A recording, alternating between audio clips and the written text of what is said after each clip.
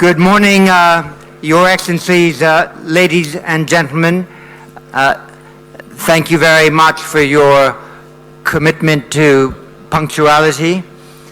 I want to open this morning's session first by thanking His Highness Sheikh Mohammed bin Mubarak Al Khalifa for so kindly hosting our opening dinner yesterday evening, and of course His Royal Highness the Crown Prince for his patronage of the Manama dialogue, and indeed His Majesty King Hamad for his constant support for this process of trans-regional defense diplomacy.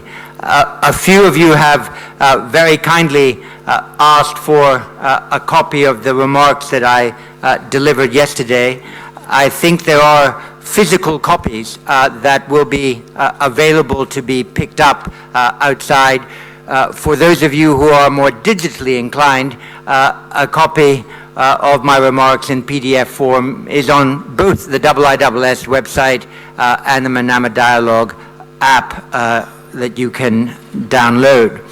Let me begin in true defense, military and security style with the rules of engagement of today. We have 5 plenaries today with 3 speakers per plenary, so 15 to get through by early evening. All the plenary statements are on the record, and the extensive Q&A for which we've provided ample time will also be on the record. I like to remind people that while the answers of the ministers and national security advisors and senior military personnel speaking on the stage are on the record, so are the questions, and therefore I hope those asking questions will be mindful also of their own reputations in framing their questions and making their remarks in a manner that is consistent with the type of dialogue that we wish to have today, and for which we've established such an excellent tradition. Equally, some of you have asked for copies of the 2 strategic dossiers of the IISS that we released this month and that I trailed yesterday in my remarks: Iran's influence networks in the Middle East and ISR in the Gulf, and some of those are available in physical copy outside, but they are both downloadable as PDFs from the IISS website. We'll shortly begin in 90 seconds the first plenary session on regional competition and cooperation. I just want to remind you all of the technical point as to how you seek the floor. Each of you have access to a microphone. If you put your badge on the right-hand slot of the microphone and then press the speaker button, your name will come up on my electronic screen. You will be in the queue, and I will select people to speak from that queue in a way that ensures that we have a diversity of expressions of opinion from the floor. When you put your badge in and you press your button, your microphone is not on. So if you still want to say something indiscreet or jovial to your immediate neighbor, you can be assured that not all of us will necessarily hear it. But once I call your name, then I have the capacity, and so do the technicians behind, to turn your microphone on immediately. You do not need to touch the button again, or else you will turn your microphone off. And once you finish your remark, then your microphone will go off. So only 2 steps. Insert the card, press the button, you're in the queue, and we go from there. And with those technical introductions, and in the full knowledge that we've now settled the room, I'd like to introduce our opening panel. We have with us a great friend of the IISS and also of the practice of defense diplomacy, Florence, Minister of the Armed Forces in France. Her IISS record is 2 Shangri-La dialogues and now One Manama Dialogue, and we look forward to seeing her in Singapore in June. Second, our marvelous host here, Sheikh Khalid bin Ahmed Al Khalifa,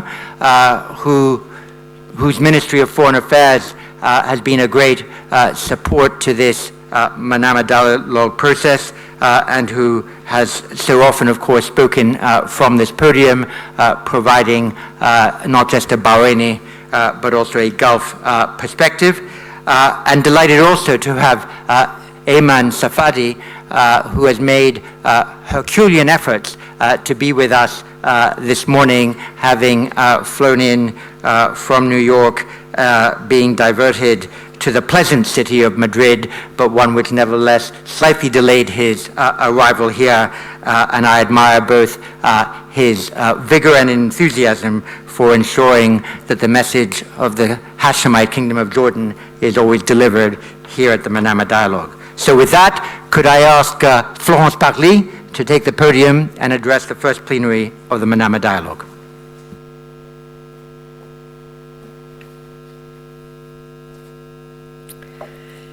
Dear fellow ministers, ladies and gentlemen, it's an honor to be with you today.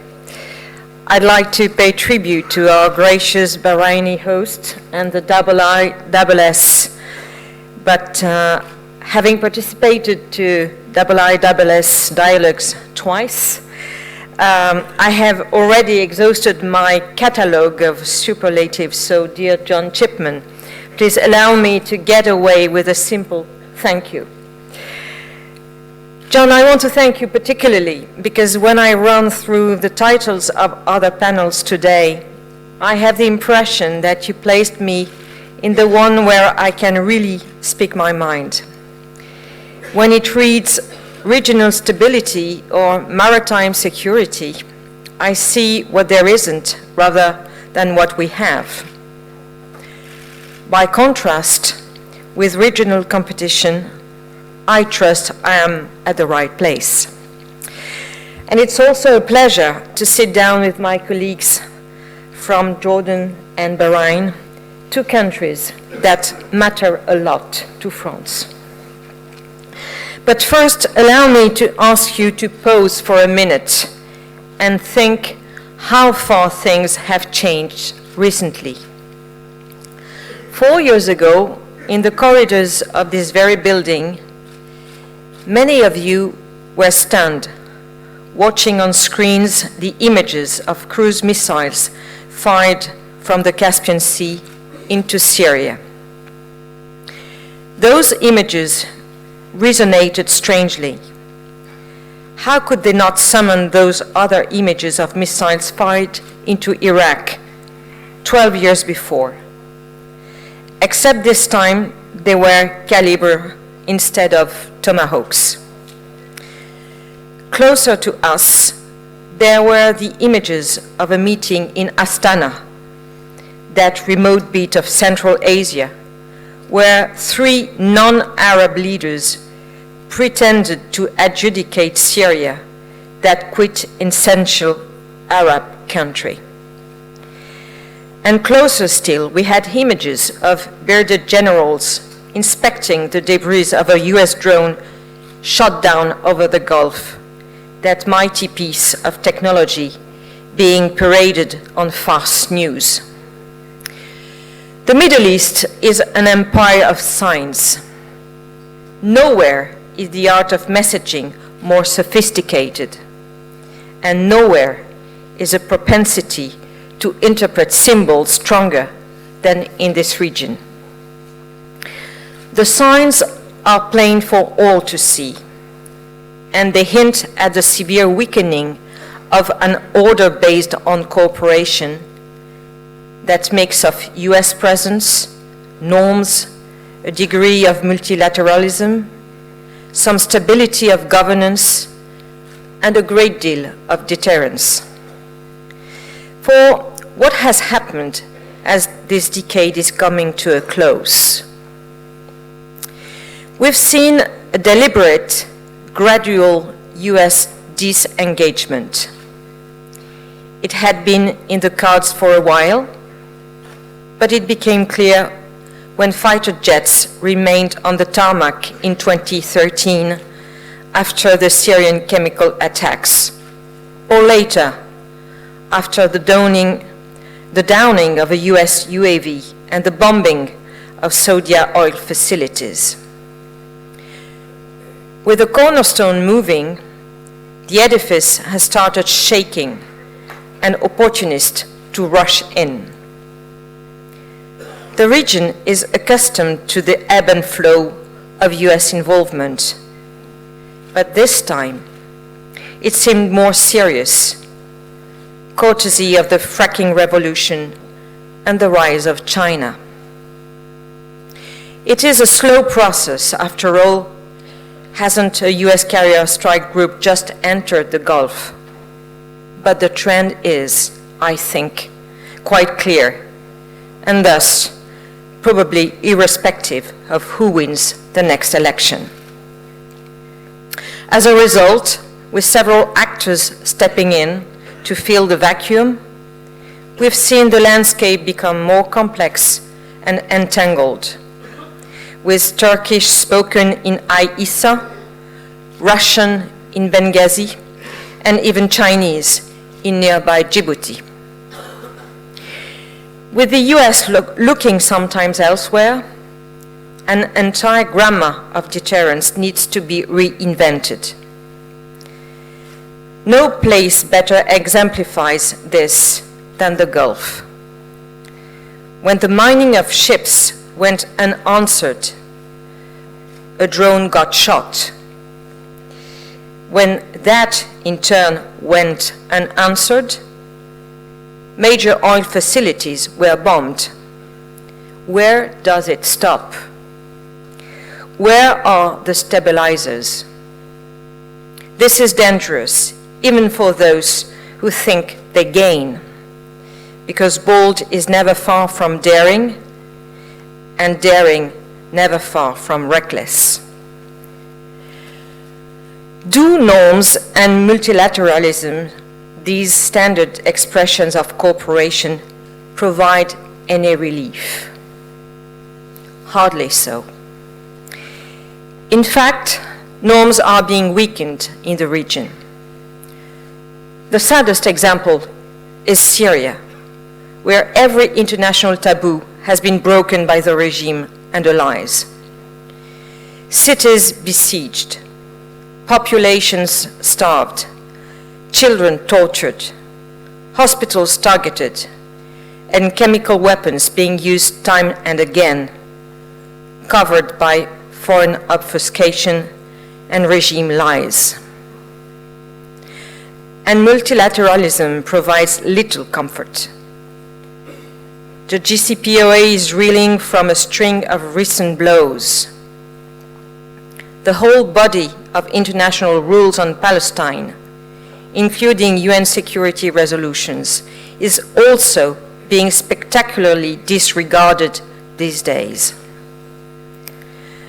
Regional organizations are divided, and the GCC is no exception. As for the Arab League, I believe its internal balance has been deeply affected in this decade, from the Arab Spring to wars in the region. Even the fight against terror hardly manages to unite us all. A sad example was the way Turkey recently cracked down on the Kurdish Arab militias that helped us roll back Daesh. This prompted the French president to ask for a serious update of the NATO software.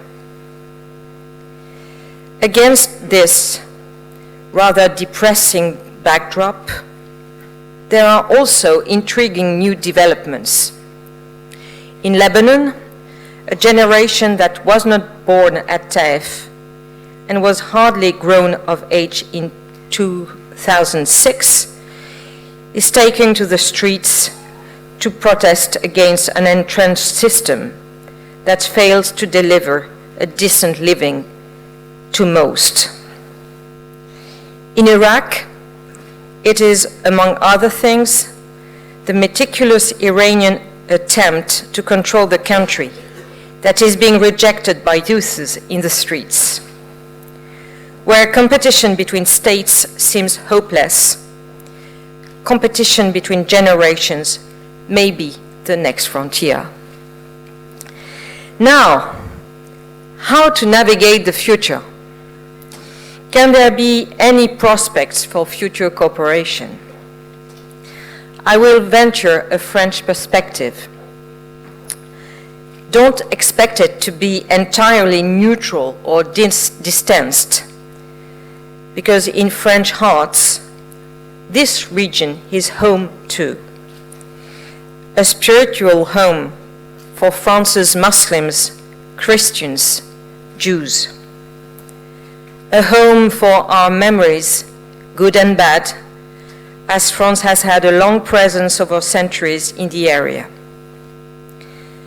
A home today for as many as 240,000 French citizens who live and work here, and a temporary home for 2,800 French soldiers who serve in partnership with countries in the region in the fight against Daesh or as peacekeepers in Lebanon. There is no coincidence. Our involvement in the region is strategic, enduring, and sincere. It is rooted in friendships. It is rooted in mutual interests. It is rooted in a common analysis of threats, especially of terrorism. Our action will follow a few simple principles that I would like to outline for you. First, we will support our friends, and we will not waver in that support. Tomorrow, I will fly to the Emirates when we have a defense agreement, 3 military bases, and a rock-solid relation that I will make my duty to deepen further. Earlier this month, after the attack of Abqaiq and Khorais, I have sent to Saudi Arabia a robust package of advance warning, including a sophisticated radar and tens of servants to deter drone and cruise missile attacks. We will stand by our allies. You can count on us. Second, we will apply an equal determination to fight terror and uphold rules. We have constantly argued that it was necessary to remain engaged in the fight against Daesh in Syria. ISIS leaders have been killed and territory reclaimed, but the profound crisis of governance that made Daesh's emergence possible is still there. The regime is unreconstructed. And sure enough, from town to river and river to desert, Daesh is looming again. We will remain engaged in the coalition. France's aircraft will continue to strike relentlessly, and French forces will continue to train and equip partner forces. Don't expect a lesser commitment from us on upholding rules. I'm thinking of chemical weapons here. Their use is an insult to international law and to humanity. It is an absolute red line for France. As I see the clouds gathering again in the Idlib province, I want to reiterate our sullen warning. There will be a heavy price to pay if those weapons are used again. Third, we will continue to speak to everyone, and we will not let ourselves be forced to choose between our friends. France speaks to everyone. That includes Iran. We deplored the US decision to step out of the JCPOA. We deplored in equal measure the severe recent breaches of the same JCPOA by Iran. But we will continue to engage Tehran. You would never waste your time when you try to prevent escalation. The JCPOA was our plan A. I'm not sure what plan B its critics had in mind.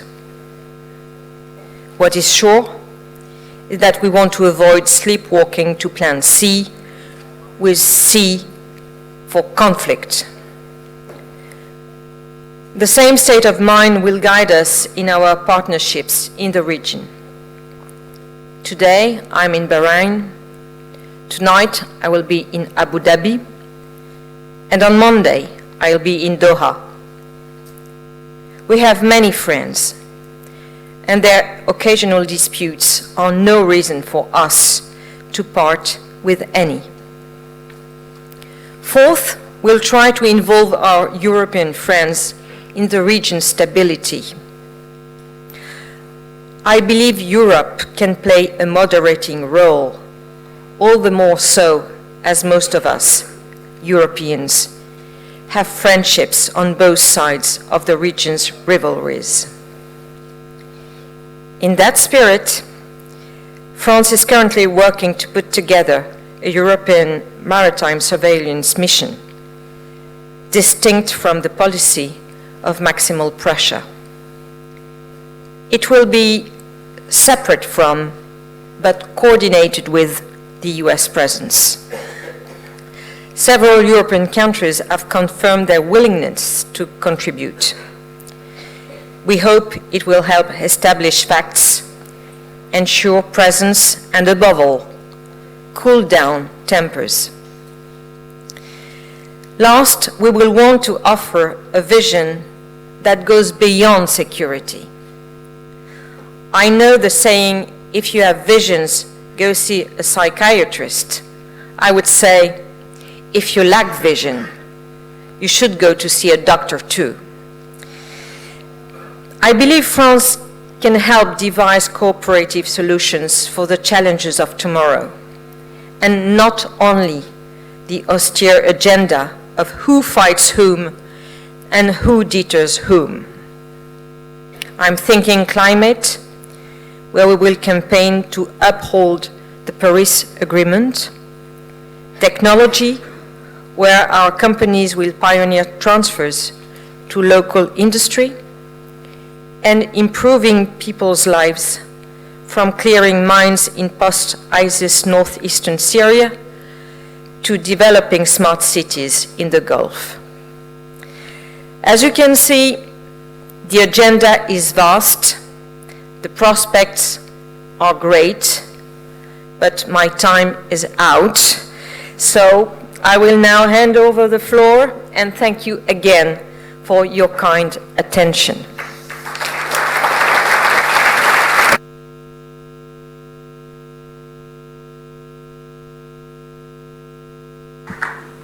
Madame Parly, thank you very much, and I'm sure the superlatives about your presentation are whirling around the room, and the request for a full text of those very important remarks are coming in very fast. I think the way in which you married policies of defense and deterrence to a firm expression of actual political will is one of the many messages that the audience will have taken away from this.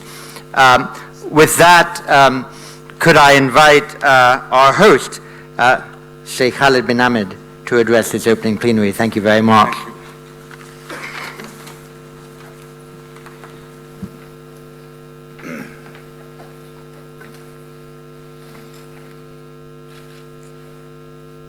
Bismillah ar-Rahman ar-Rahim. Excellencies, dear participants, first let me thank Mr. Bill Emmett, Chairman of Trustees of the IISS, and of course, my friend Dr. John Chipman, who I've done this panel with several times. And I will have to also continue to thank Mr. Francois Eisberg. I want to thank you for your dedication to IISS and the Manama dialogue. And I heard you're here with us here. So thank you very much again. The title of this panel is very fitting to the situation and the picture of the Middle East: cooperation and competition. If you look at the region today, we find states with competing objectives. There are states that seeks cooperation, stability, and prosperity. And there are states that seek domination and harmful competition. Amongst the states of the region, the GCC, Egypt, and Jordan are the cornerstones of regional stability. The GCC, Egypt, and Jordan are major contributors to peace and security, not only in the region, but the world. We have taken the lion's share of the burden in the region in fighting terrorism, protecting vital shipping lanes, and combating foreign-backed militias and dealing with refugees crises. We have also taken the brunt of the attacks. We have experienced terrorist attacks, drone and missile attacks on critical infrastructure, attacks on our shipping vessels, among other threats. Yet we remain solid and steadfast in our commitment to ensuring regional stability and security. Going forward, the GCC, Egypt, and Jordan are poised to play an indispensable role in the security of the region. Our cooperation spans all fields, including trade, education, energy, and water. Bahrain's commitment to the GCC and our allies is unwavering as we face shared challenges and cooperate in pursuing our goals. In securing the region, regional countries cannot go it alone. The region is a global region, and just as international community benefits from the region, it also shoulders its share of responsibilities towards it. Global powers are an integral part of the regional architecture, and in an interconnected world that will remain the case. The United States of America is and will remain an integral part of the stability, security, and prosperity of our region. We in Bahrain share a strategic relationship with the United States of America based on shared values and interests, and we are continuing and deepening this partnership at all levels. We are continuing our efforts to set up the Middle East Strategic Alliance with the US, GCC, and Jordan, further cementing our strategic ties. We also share a historic and strategic relationship with the United Kingdom. The region's partnership with the UK is also a major contributor to peace and security in the region. Other major allies and partners like France, Germany, Italy, Japan, and Australia, among many others, also play a major role in the region, and we appreciate our strong bilateral and multilateral ties. What about Russia and China? Russia and China are not new to the region. Cultural, trade, and political ties have existed and grown between us for a very long time. Today, Bahrain and the rest of the GCC have close ties with Russia, China, among many other European and Asian states. Much has been made of potential competition between great powers in our region, but we don't see this as a foregone conclusion. Instead, we envision a more cooperative approach where interests of all relevant stakeholders are respected. I must also add that when we talk about our partnership with the allies and friends, this is not a one-way street. Bahrain and the rest of the GCC are doing our part in securing our own region. We are involved in securing our seas, airspace, and countries through our own means and armed forces. We have and continue to take part in coalitions to combat piracy, terrorism, illicit trade, among other challenges. Our armed forces have participated in liberating Kuwait, securing Afghanistan, and fighting Daesh, and they are currently involved in the fight to restore legitimacy and security in Yemen. We are committed to doing our part and sharing the burden of protecting our region in partnership with our friends and allies. What are the major challenges we face? What are the impediments to better cooperations in the region? I will focus today on hegemony, interference, and terrorism. Unfortunately, there are countries in the region that prefer confrontation to cooperation and behave in ways that threaten the safety and security of neighboring states. The principles of non-interference, respect of sovereignty, and good neighborliness are not new concepts. They are the cornerstone of the rule-based international system we all benefit from. The United Nations Charter includes these principles, and for good reason. Yet the principles seem to have been forgotten by some countries in the region. The primary example of this is Iran. It is truly unfortunate that Iran continues to interfere in the affairs of the region and continues its attempts to impose its hegemony. In Iraq, Iran continues to impede Iraq's progress as a modern state, capable of providing for its population. Iran does not care about the Iraqi people. It pays no attention to the health of the Iraqi economy, nor whether people in Iraq feel safe and confident in the future. Iran cares only about its own interests and pursuing its hegemonic ambitions. In Lebanon, Iranian interference has led to stagnation, paralysis in Lebanon's political system, and repeated confrontations internally and with their neighbors.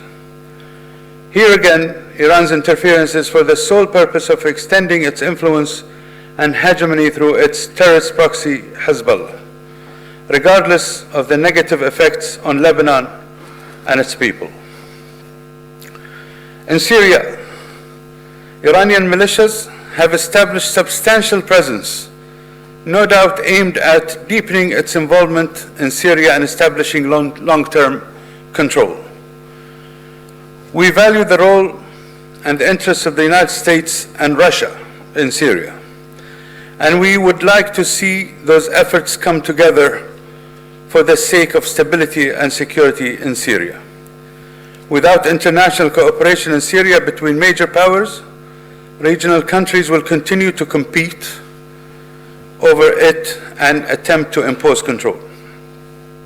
In Yemen, Iran continues to back the Houthi terrorist group and benefits from the continuation of conflict in Yemen, inhibiting the prospects of the political solution that we all desire. I'd like to be clear. Iran did not merely take advantage of the Houthi attempt to take over Yemen to get a foot in the door. Iran helped create the Houthi terrorist group from the start and provides it not only with weapons and training, but also with guiding ideology and slogans, as they are still doing in other parts of the Middle East. In my country, Bahrain, we have experienced the full brunt of Iran's interference for almost 40 years.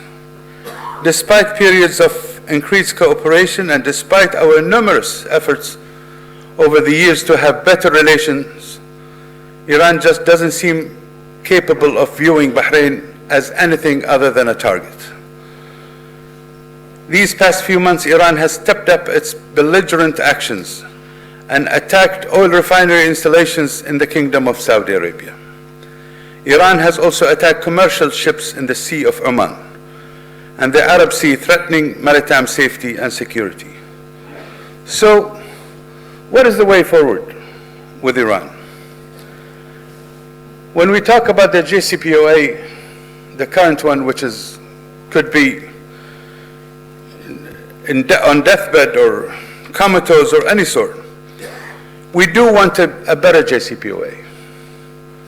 That's the better alternative for us, is to have a JCPOA that will stop Iran from acquiring nuclear weapons and stop a possible arms race in the region, and also stop them from weaponizing their rockets. And we have examples in the attacks on the facilities in Saudi Arabia, and stop their hegemonic policies and aims in the region. That will be the JCPOA that we all want.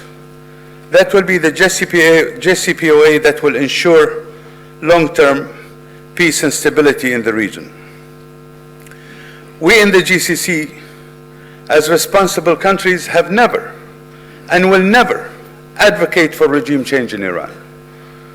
We have never and will never interfere in Iran's internal affairs. We have nothing but respect for the Iranian people, and we want to see them prosper, because peace and prosperity in Iran will benefit the entire region. We call upon Iran to pay more attention to its neighbors than other international relationships, and to seeking peace with us. Iran cannot solve its problems with the international community while ignoring the countries of the region. Their interest is here, among their neighbors. So what about Iran's new proposal to set up a regional grouping for countries around Hormuz? The proposal is fundamentally flawed. It does not include countries geographically outside the region, but with vital interest in the region. As I said, this is an international region, and any effort to establish or set up a regional grouping of countries must take this into account. We all have a stake in the region, whether we are considered regional or not, and what occurs in one area of the world will undoubtedly affect another. We have also been offered a so-called non-aggression pact as well. But the questions remain on what this pact means and whether it includes Iran's interferences and the action of their proxies. Will this pact only consider conventional threats and ignore the actions of Iran terrorist proxies? This is not acceptable.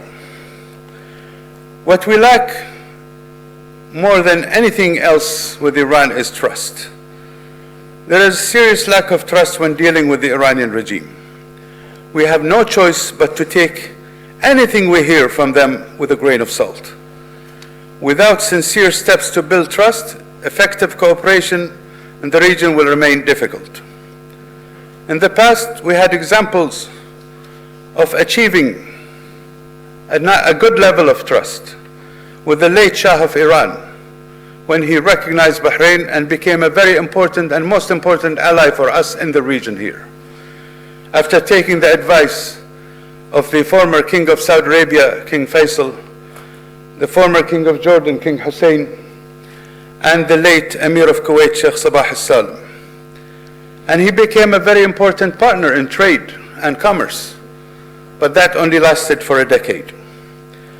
We had windows with the Islamic Republic during the time of President Hashemi Rafsanjani, who had personal agreements with the late King of Saudi Arabia, King Abdullah, and the former President Khatami.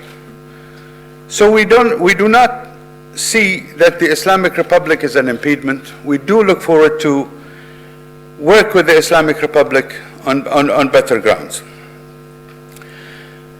Another challenge in the region is Israel's action in the West Bank.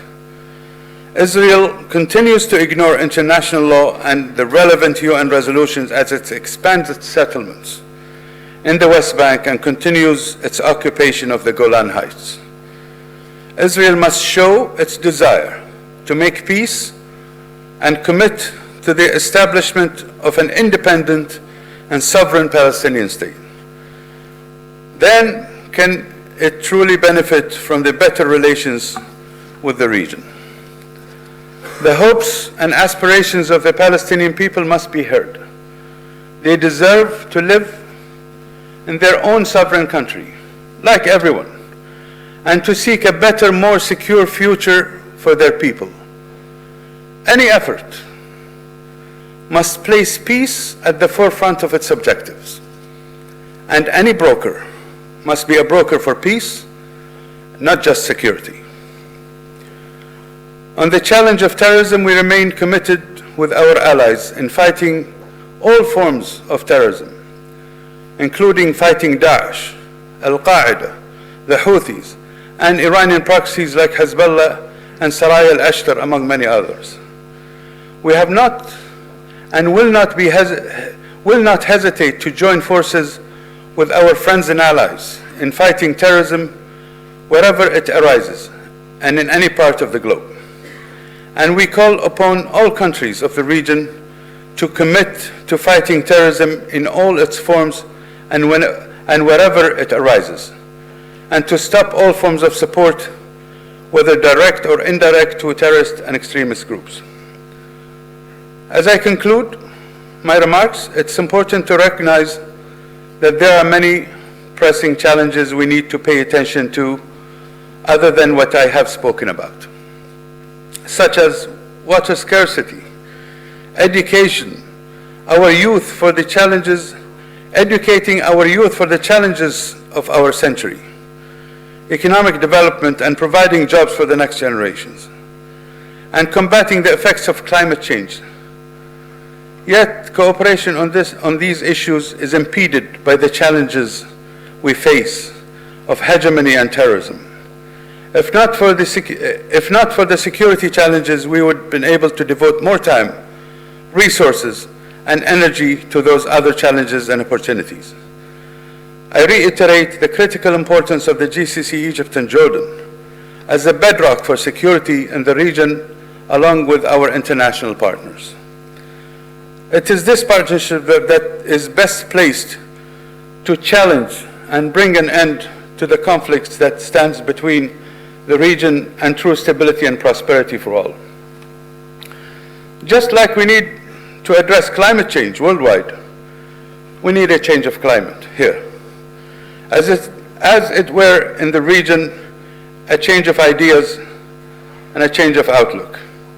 We need a climate that is more conducive to peace and cooperation, where countries are more prone to cooperate for the common good and less prone to confrontation, armed competition, and hegemonic ambitions. I feel optimistic that this is possible, and Bahrain will do its utmost and will do its part to pursue peace, stability, and prosperity in the region and beyond. Thank you very much.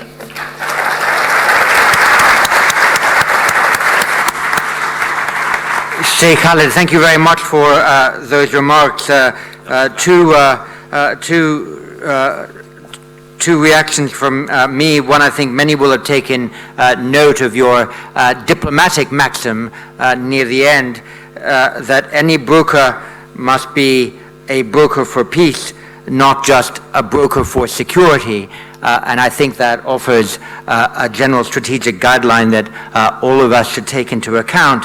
And secondly, I think when we move to the debate, we will be interested in discussing in more detail the kind of arrangement with the Islamic Republic of Iran that would work to deal with the multiple challenges it poses. In short, do we need what you styled, in essence, a grand bargain JCPOA that takes into account all the challenges and threats, or is it possible to update and modernize and improve an arms control agreement and then exercise policies of defense, deterrence, and good governance to deal with the influence networks. And I think it would be interesting to have a sense of which of these two approaches is the one most likely to succeed. With that, could I ask Ayman Safadi, Foreign Minister of the Hashemite Kingdom of Jordan, to address us this morning. Thank you.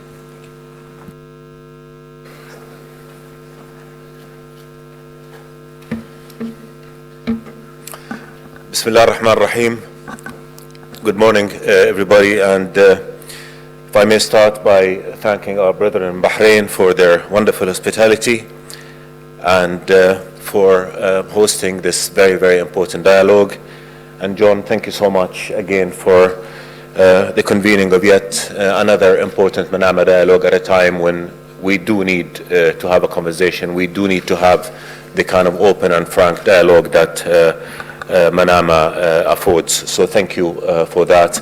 And it's an honor to be on this panel with you and with the Minister Parley. Jordan and France are solid partners. We continue to cooperate together in pursuit of our common objective of bringing about peace and stability to the region.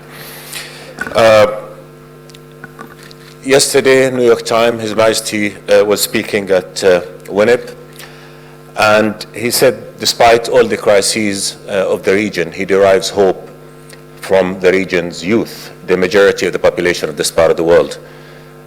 The youth want jobs, they want stability, and they want opportunity. The title of our session is Cooperation and Competition, and I think this is an area in which we must cooperate, and this is an area in which we must positively compete, because providing that opportunity to our youth is the path to the future of peace and security and stability that we all seek. To be able to do that, we need to address the many crises with which our region has been grappling for decades. In Jordan, we've been at the receiving end of every crisis. Also, we've been at the forefront of every effort to bring about peace and stability and to resolve regional conflicts that have cost our region tremendous resources and much suffering. To do that, we cooperate with our brethren in the region and with our partners in the international community. We do that on the basis of our common values, of the right of every member, every citizen of this part of the world to live in peace and dignity. To create opportunities, we have to overcome crises. Unfortunately, of these, there are many in our part of the world. The oldest of which is the Palestinian-Israeli conflict, which continues to elude a solution, despite the many, many efforts of many of us around here and many of the countries that we represent. We all want peace, and we all know what it takes to achieve peace, but we all know that very little effort has been done to bring about that peace. We cannot have peace with occupation. This is the reality that we all must recognize. There can be no security with occupation. This is the reality that we must all recognize. To achieve peace, occupation has to end. The path to that is clear. We've all supported a two-state solution as the only viable option for achieving that solution. Unfortunately, unilateral Israeli measures are compromising the viability of that option, leaving us with a state of hopelessness that is causing many other conflicts and problems and creating despair on which every radical in this part of the world and beyond is preying. Settlements are illegal. Occupation is illegal and inhuman. Demolition of houses depriving people of their right to live in dignity will not bring about security, will not bring about peace. This is the reality that we must recognize, and this is the point of departure from which all efforts to bring about security and peace must start.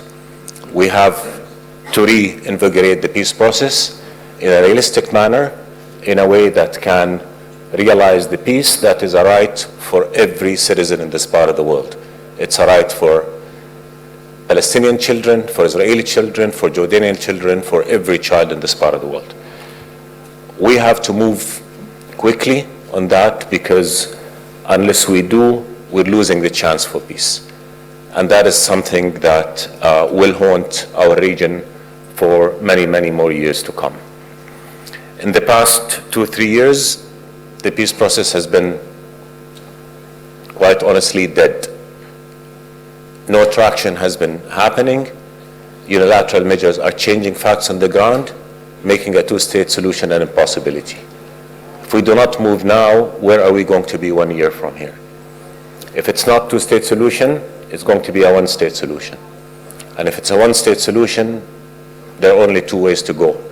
Either apartheid, where what would be more than 50% of the population of historical Palestine will be denied their rights, or it will have to be an equal right for everybody.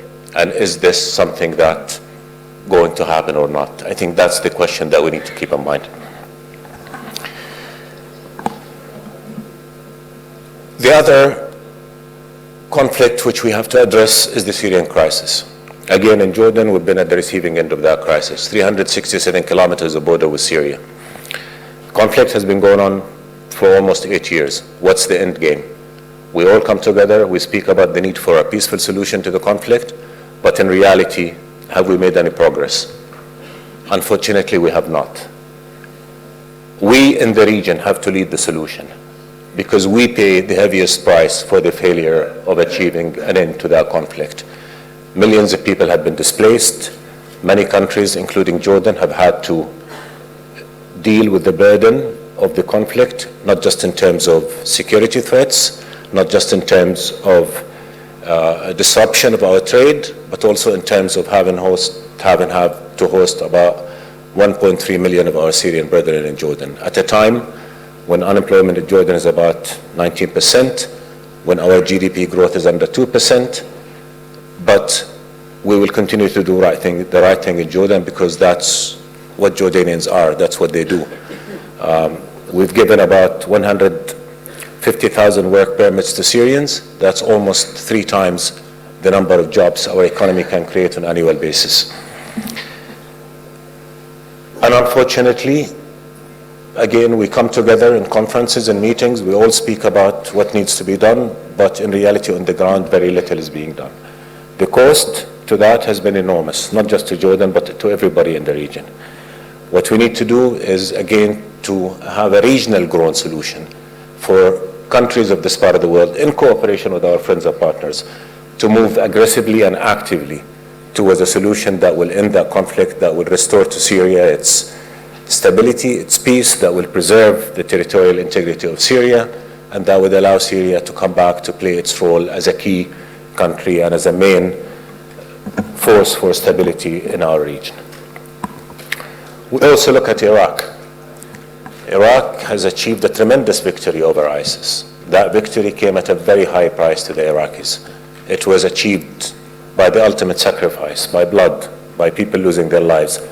We need to preserve that victory by standing by Iraq as it tries to rebuild and stabilize, and to immune Iraq to the extent as possible from the repercussions of what's happening around us in the region as well. That brings me to talk about terrorism, a threat with which we all have had to deal over the past years. We all paid in blood as a result of terrorists and their ability to cause havoc, not just in the region but also beyond. ISIS have been militarily defeated in both Syria and Iraq, but the security threat remains very potent. That means more cooperation among all of us in terms of intelligence sharing, in terms of trying to mitigate against their ability to regroup.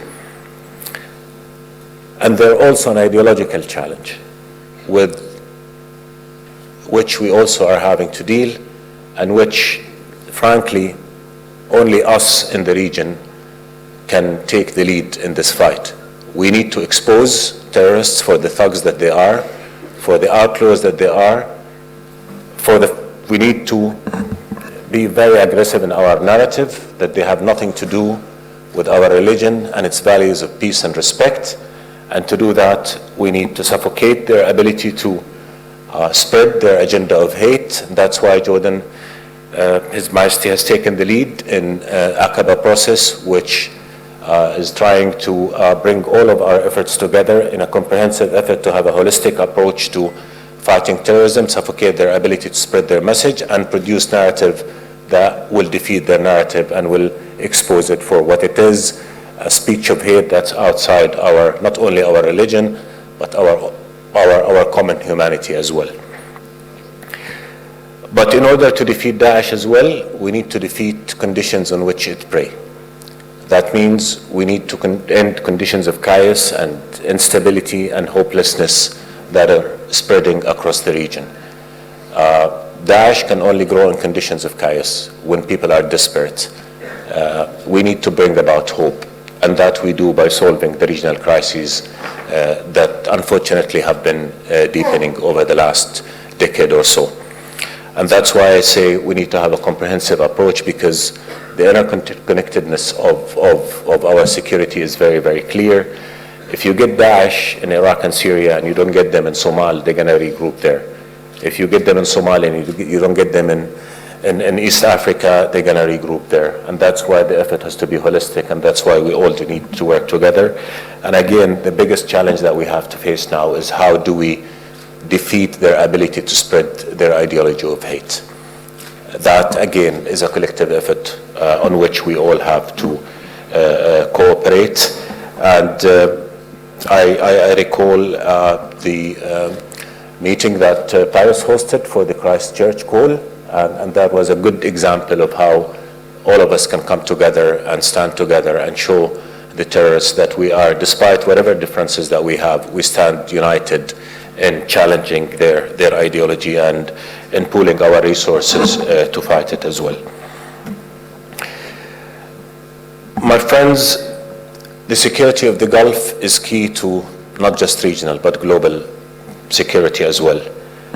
And I want to emphasize that in Jordan we stand unequivocally with our brethren in the Gulf, with Saudi Arabia, with the Emirates, with Bahrain, in whatever measures they take to secure their countries and to ensure their stability and security against any threat, no matter what that threat is.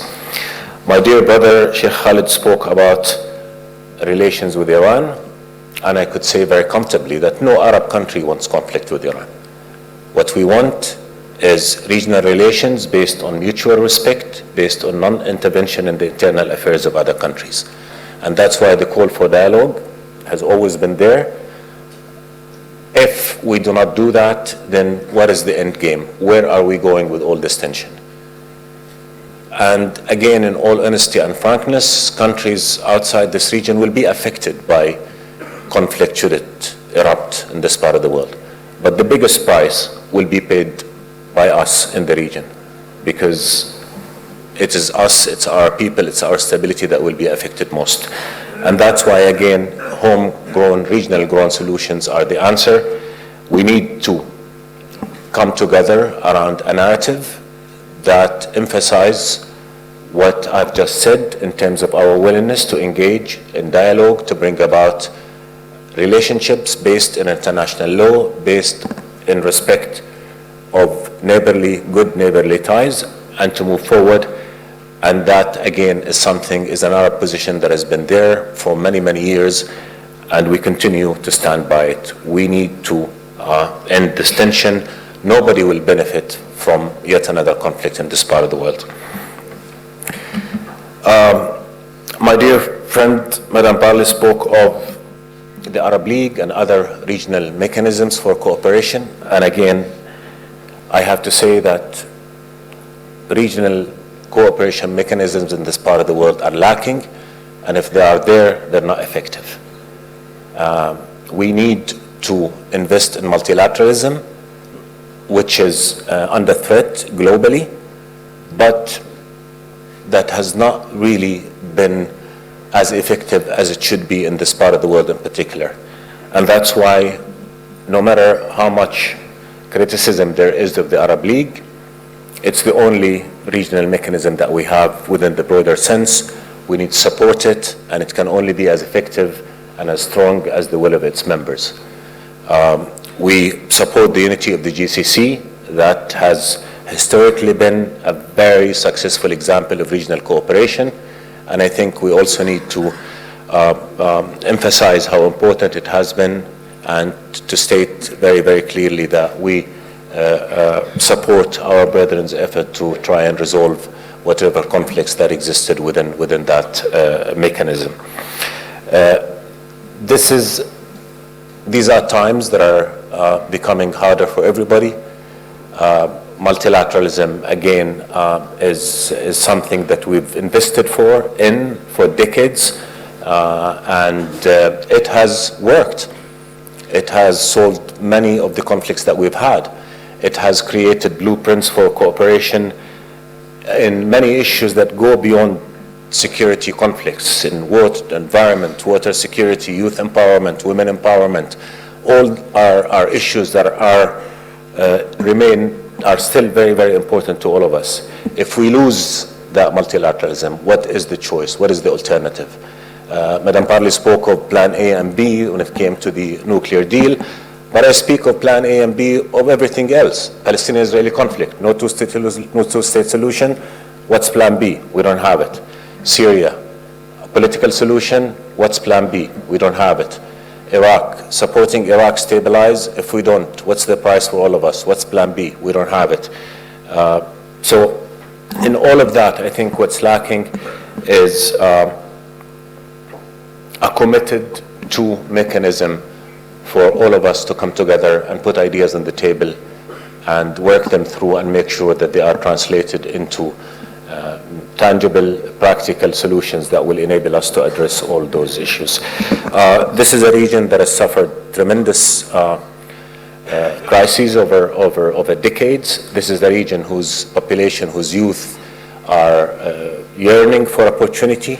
They're yearning for a better future, and unfortunately, we have not been able to give them that future that they deserve.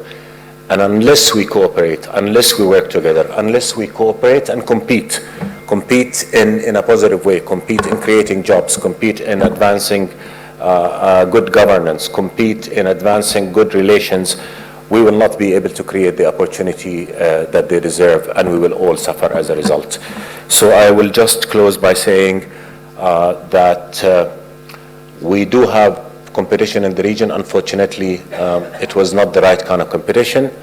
We did not have enough cooperation, so maybe the challenges that we're facing will, I think, compel all of us to cooperate more and to compete more, but in a way that will address the needs and rights of all our people. Thank you so much.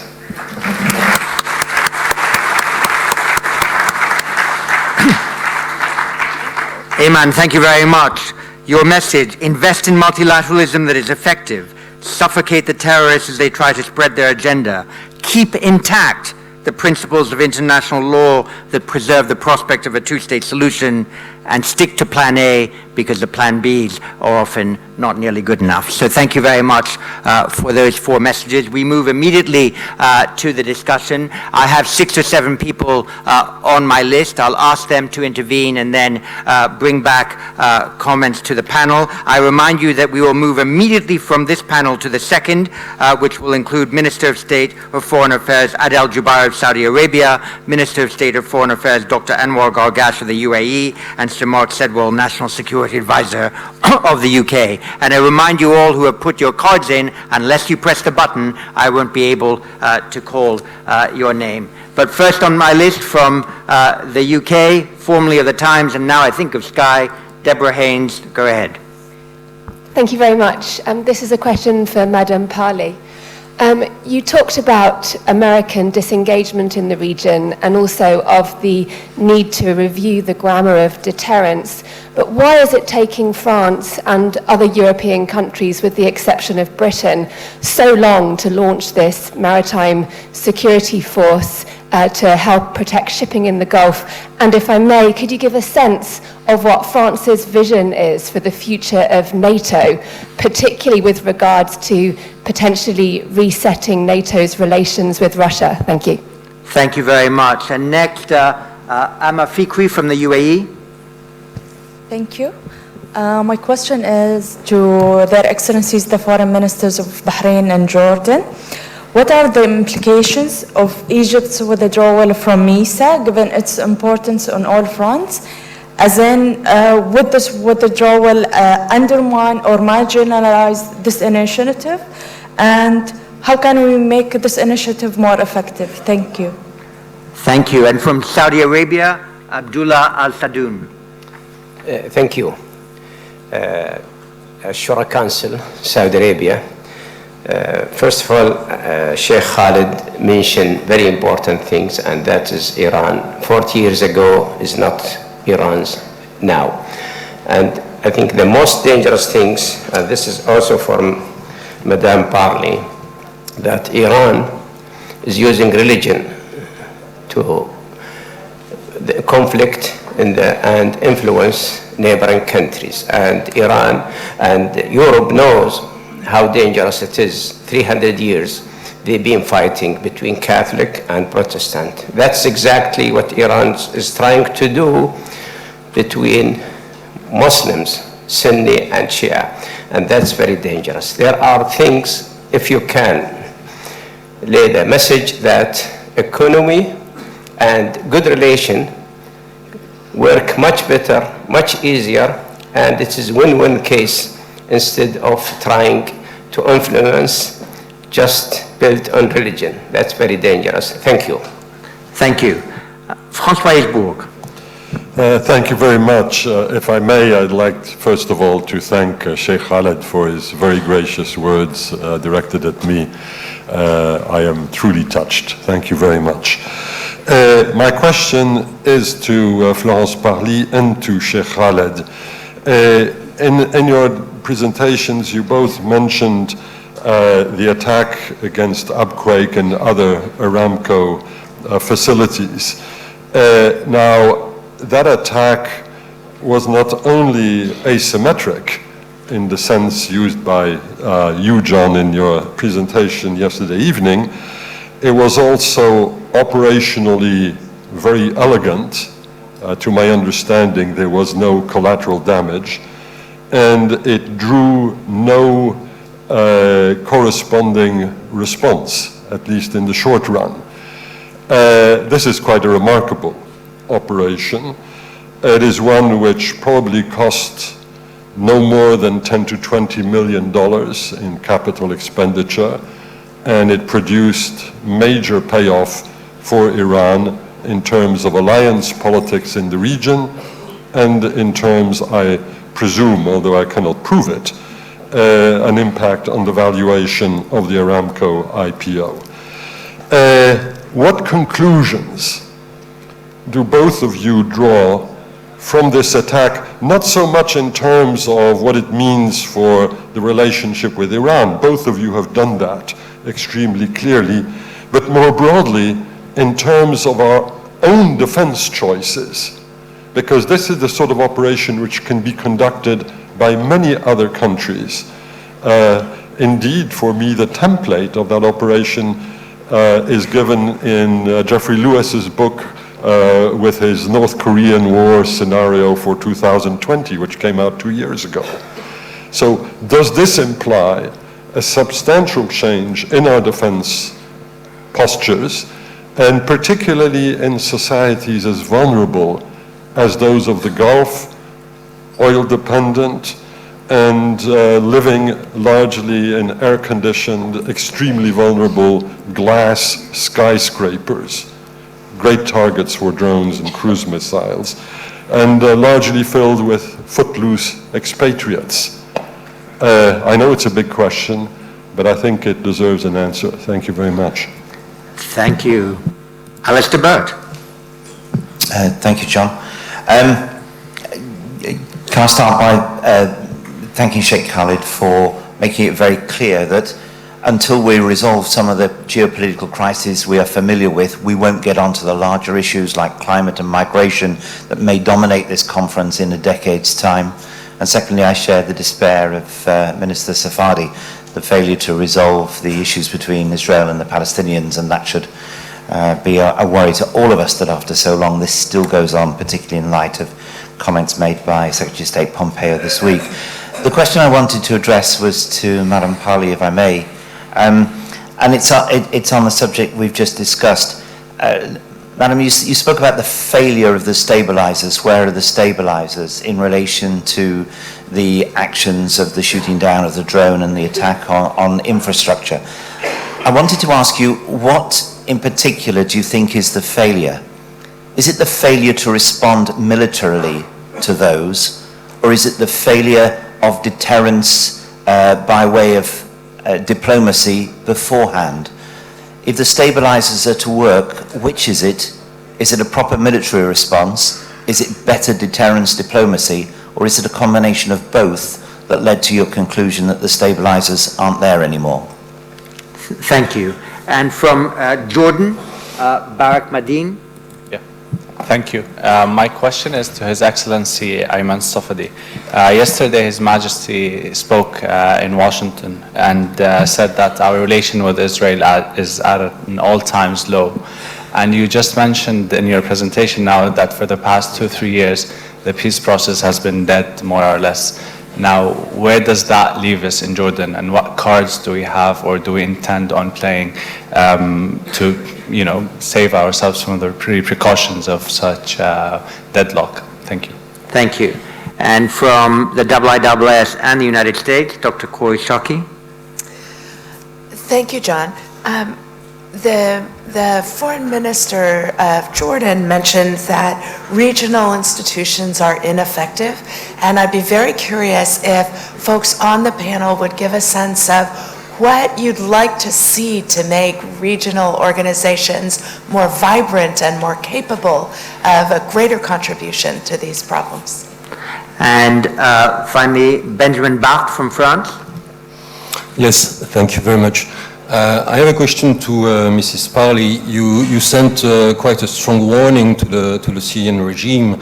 You said that it will pay a heavy price in case chemical weapons are being used. Could you be a little bit more specific? I mean, do you have any kind of intelligence that make you think such weapon could be used another time in Syria? And in such a case, would you be ready, as you did in the past, to launch attack against targeted targets in Syria? And then I have a question to His Excellency Sheikh Khalid bin Ahmed. I would like to know, where does the Kingdom of Bahrain currently stand regarding the crisis with Qatar? We saw recently small moves that have been interpreted as encouraging signs by some observers. All the team of football team of the GCC will play in the coming days in the Gulf Cup in Qatar. So, I mean, shall we think that the crisis with Qatar is moving in the right direction? Are you hopeful there could be a solution in the coming, in the near term? Thank you. Thank you very much. So I recognize there's a few people still wanting the floor, but we need to move smartly into our next plenary by 10 o'clock. So I'll invite the three panelists to respond to the questions put to them in reverse order, starting with Ayman Safadi, then Sheikh Khalid, and then Madame Parley. Ayman, over to you. Thank you, John. On MISA and the question on Egypt's not being part of the initiative anymore, I'd like to emphasize that Egypt's role is indispensable. Egypt is a leading Arab country, and it has been a major force for stability, and we have to make sure that we continue to cooperate and work together within, as Sheikh Khalid said, GCC, Egypt, Jordan, Morocco. We all need to, and many others, we all need to work together, but Egypt's role is indispensable. We look at MISA as an effort to bring about collective effort to address the security challenges in the region. In Jordan, we support any effort that will pool our resources towards solving these crises and making sure that we move forward towards peace and stability. And in doing that, we will always work with Egypt. We'll always partner with Egypt because, again, we cannot do without an active Egyptian role. And the partnership that we have, and I'm speaking not just about Jordan, but I think I I'll be right in speaking about all other partners in the GCC and others that we have tremendously solid partnership with Egypt in addressing all those challenges. On the issue of regional organizations, look, again, very openly, we need to mature a little bit in how we address our regional work. We need to start learning to immune economic cooperation, environmental cooperation, and other issues from political ups and downs, and that's something that we have not done. Quite often in the region, we'll see that great effort, great successes that have been achieved in economic cooperation and investment, environment, otherwise, and other issues, and then we lose it all at the event of some political disagreement emerges. That's something that we need to be able to learn to prevent from happening again. And look, any collective effort is as strong as its members want it to be. And we have to invest more in accepting that we will all benefit more from working together. We need again to learn to compartmentalize. It's not we agree on everything or we agree on nothing. Countries agree on a lot of issues and disagree on a lot of issues, but strategic interests bind them together. And I think it is a clear fact to everybody that all of us in this part of the world, we need to work together because we are impacted by our inability to solve the crises that have affected us. We need regional grown solutions to regional challenges for which we're paying the heaviest price. And unless we're able to create functioning regional cooperation mechanism, our efforts to address them will continue to be lacking. I think we all want to cooperate more. We all want to strengthen regional cooperation mechanism, but probably we need more effort at structuring that and ensuring its efficiency and ability to deliver regardless of ups and downs in policies regarding individual issues. On the issue of Jordan-Israel relations, as His Majesty said yesterday in New York, they are at all times low. We have not been able to achieve bilateral cooperation on many of the issues that are, limited to Jordan-Israeli cooperation. We had the Red, for instance, project, which was ready to be tendered. Last minute, Israel decided not to go ahead with it, and it stopped. 25 years into the peace treaty, and we all remember, if you all remember the days of when the treaty was signed during the time when all Arab countries were engaged in a collective effort to have collective peace. We all spoke of peace dividend. Where is that peace dividend? I'll just give you one example. Our exports to the West Bank are a little bit north of $100 million compared to over $4 billion of Israeli exports to the West Bank. Why? Because of Israeli measures that do not allow us to export there. So if you come and tell people there is peace dividend, they ask you where is it? So that's in as far as bilaterals are concerned.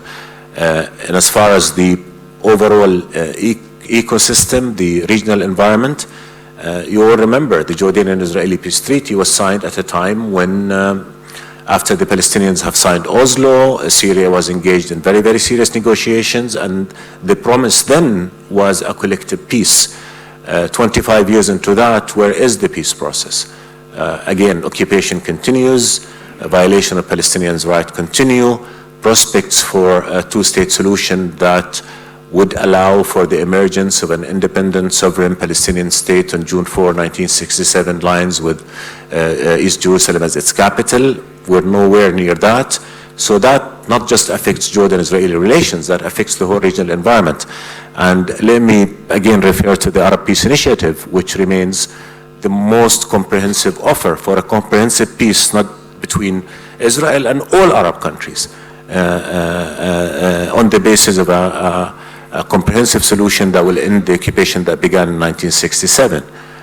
That initiative has not been seriously picked up by the Israelis, and we are today in a situation where, again, as I said, the unilateral measures are jeopardizing the viability of the two-state solution, look at the holy sites, and His Majesty is the custodian, as you know, of the Christian and Muslim holy sites in Jerusalem.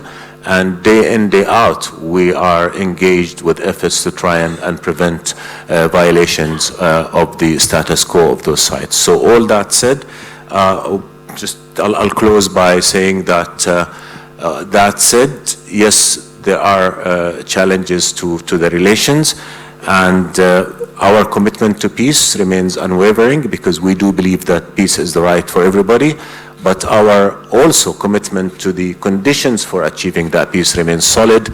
You cannot have peace unless the Palestinians have their legitimate rights, and we will continue to do everything we can with our brothers and partners to bring about that peace and bring about that end of occupation and the two-state solution. That is the only way to achieve regional peace. Thank you.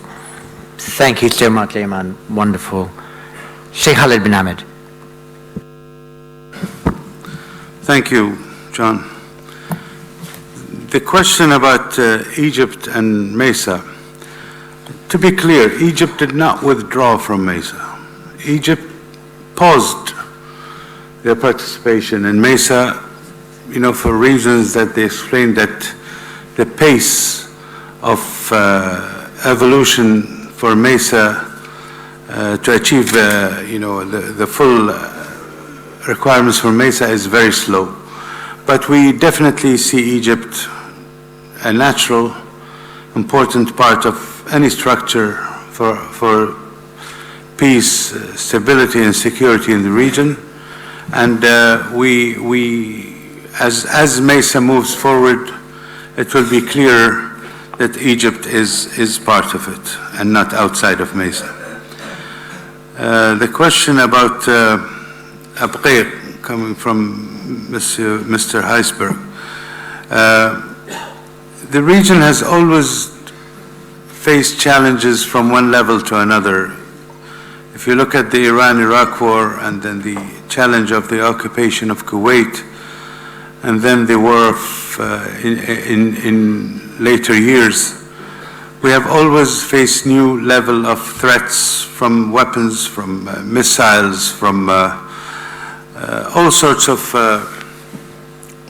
threatening weaponry to our cities and towns in this whole region.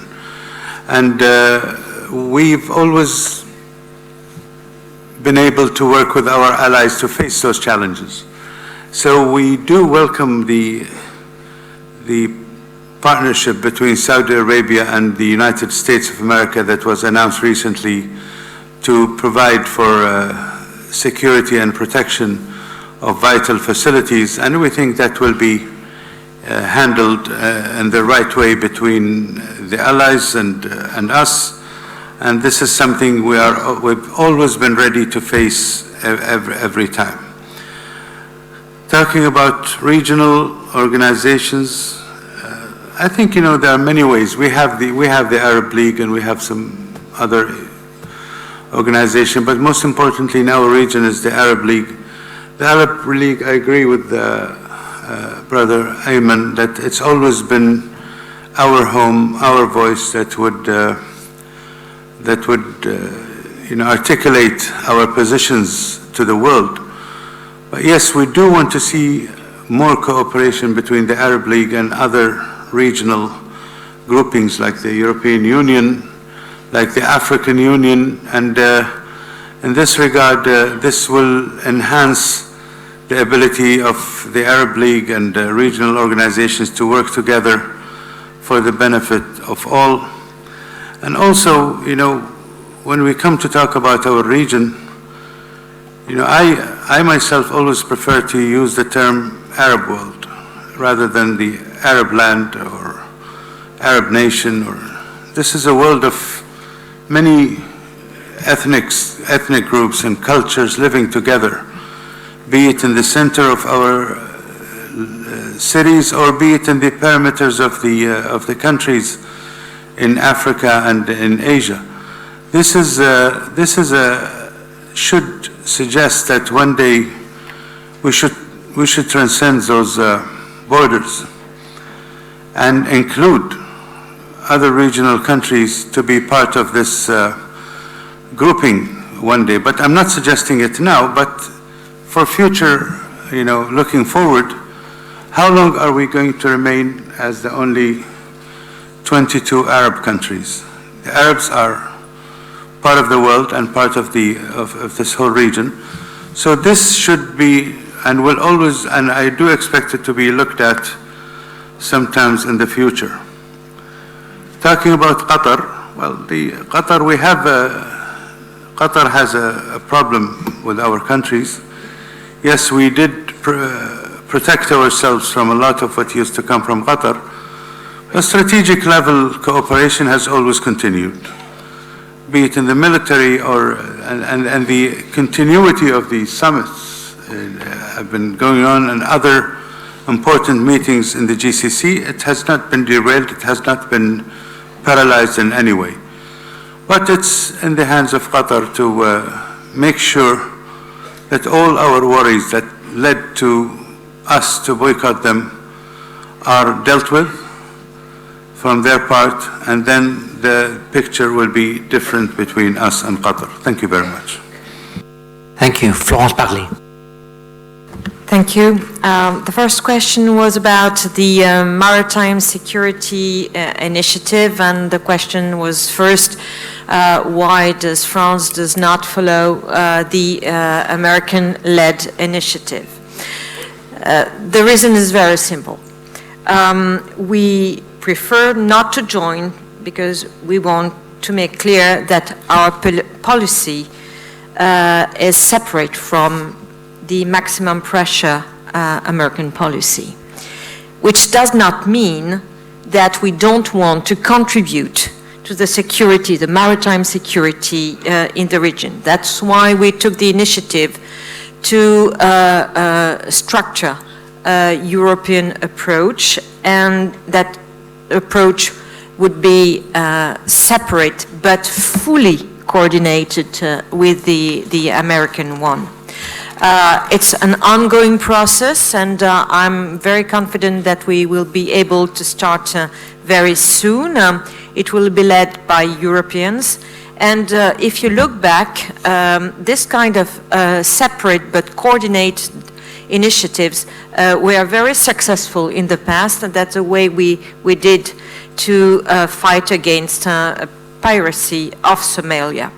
And I would like to add that we are not subtracting anything. We are adding, as a number of countries would not have participated in the American initiative anyway. Second question about the future of NATO. It's not easy to answer briefly to this question, but I'm sure that you will share my view if I'm saying that there were some pending questions about the alliance, and this is not new. There were questions about the solidarity, Article 5. There are questions about the commitment of Europeans to better share the burden. What we've seen recently with the attack from Turkey along the border of Syria is that there is also a question about the way allies take into account the interest of others. So I think that the time now has come to move from the brain dead to the brainstorm. I mean that we need definitely to pause a bit and to think about the future of an alliance which is and remains the cornerstone of European security. And I would not deliver any secret today, but I'm pretty sure that during the summit in London, there will be proposals on the table, among which a group of wise persons, of elders, to think about the future of NATO. The following question was quite difficult about what conclusions from the attack in Saudi Arabia against oil facilities, and does it show that we are vulnerable? Yes, we are vulnerable. We are vulnerable to drone attacks, vulnerable to cruise missiles attacks, that's for sure. So we have to improve our abilities to protect ourselves. And what this attack shows is that it was a high-skilled operation. So we should not consider it as something that is not serious. So we are working on technologies able to protect better ourselves against this kind of attack, but this is a very serious warning. Do we failed from a military perspective or from a diplomatic perspective after this this attack against Saudi Arabian oil facilities? I would say that as a defense minister, my strong conviction is that negotiation, treaties, rules-based order are the best ways to ensure peace and security. And so I'm a strong supporter of diplomacy. The US decided to walk out of the JCPOA, which is to me the best tool we have to preserve and to prevent the region and more broadly the world from nuclear proliferation. Then there was this attack, and if you are not part of a treaty, then you should be part of a dialogue. The last question was about the chemical use the use of chemical weapons. Is there a risk in the future that those chemical weapons to be used again? When you look at the situation in the Idlib province, I would say yes, there is a risk, and a strong risk. So France, with partners, I mean the United States and the United Kingdom, was part of a response when these chemical weapons were used in the past. And I am absolutely convinced that if these weapons would be used again, then France would be ready to act again. Minister Parly, thank you very much. And on an earlier remark you made, may I just say that wherever there is a brainstorm, the IISS likes to be in the middle of it, and so we offer our services in London at the time of or soon after the NATO summit, once we know some of the suggestions that you and others will be making. Let me do two things. First, let me say that we are going to move immediately to the next plenary with Sir Mark Sedwell, Anwar Gargash, and Adel Al-Jubair. But before we do that, and without any of you leaving your seats, could you please, in the usual way, thank our panelists for their splendid presentations. Thank you very much. You were heroic.